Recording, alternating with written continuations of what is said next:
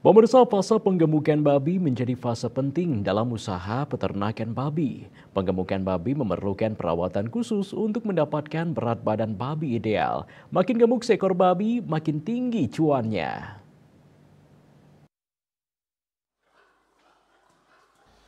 Perawatan babi pada fase penggemukan merupakan fase paling penting dan sangat menentukan kesuksesan usaha ternak babi. Pada masa penggemukan ini, babi yang telah dipisahkan dari induknya atau dari proses pembibitan di usia 30 hari memerlukan perawatan khusus.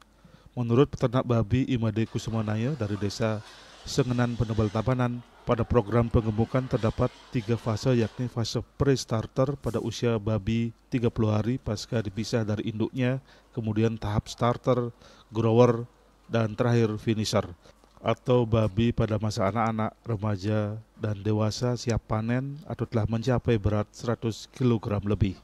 Setiap fase ini konsep kandangnya berbeda-beda, menyesuaikan dengan umur babi yang bertujuan untuk menjaga kesehatan dan pertumbuhan babi.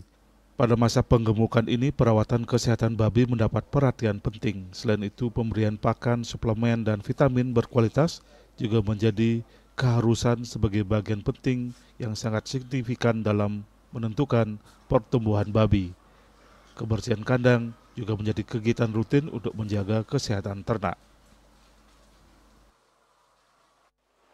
Kita ke penggemukan sekarang.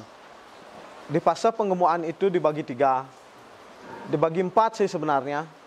Pertama pre-starter, starter, grower, dan finisher. Ya, untuk pre-starter itu umurnya sebelum sapeh dia di bawah umur 30 hari. Setelah itu umur 30 hari sampai beratnya 15 kilo itu starter. Kita itu kasih pakannya mungkin di kita masih butiran lah, beli di pabrik berupa pelet. Nah, untuk di grower kita itu udah mixing, udah campur, kasih pakan campur, ada itu konsentrat, dedak, tepung jagung, ada dikasih mineral juga, dan suplemen vitamin juga nggak kalah penting untuk menjaga tubuh babi itu tetap sehat, tetap fit.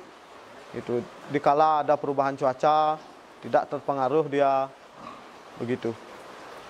Untuk di penggemukan jelas beda, itu dibagi 3 kandangnya. Pertama di fase starter penggemukannya di atas dia. Kenapa? Kalau ada yang mencret itu anak babi kita langsung jatuh, jadi tidak mengenai teman-teman yang lain, langsung jatuh dia. Jadinya lebih kering juga cepat, penularan penyakitnya juga lebih lambat. Di samping itu kita tuh penanganan untuk yang sakit itu cepat jadinya. Ditambahkan Made Kusumanaya, untuk mendapatkan ternak yang berkualitas, menjaga kesehatan ternak menjadi prioritas utama dengan menerapkan konsep biosecurity di kandang. Hal ini untuk mencegah adanya penyakit ternak dari luar yang dibawa ke dalam peternakan. Riasa Bali TV.